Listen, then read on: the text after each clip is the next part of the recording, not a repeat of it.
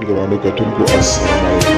زه محمد سلمان همدرد د حق غږ پښتو چینل خبري لنډیز کې ستاسو کوربه د ستاسو پام را اړوم د مهمو خبرونو لنډیز د لوی څارنوالۍ څلور غړي د فساد په تور نیول شوي دي. لوی څارنوالي ویلي چې د دغې ادارې د ملکي خدمتونو او اداري اصلاحاتو یو قراردادي کارکوونکی له خپلو څلور جرمي شریکانو سره د درغلي او د 100,000 امریکایي ډالرو په تور نیول شوي دي.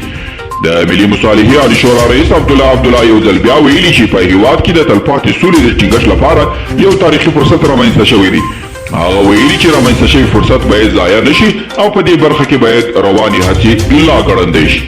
د ملګرو ملتونو عمومي منشي انټوني ګوتریش په نړۍ کې د ښځو پر وړاندې تاوتریخوالي له شرمه ډک عمل بللی او ټینګار یې کړی دی چې ټولې نړۍ باید د جنسیتي نابرابرۍ پر وړاندې په ګډه کارنده مبارزه وکړي او هند له امنیتي تهدیدونو سره د مقابلې لپاره له امریکا څخه بې پلوټه الوتکې پېري.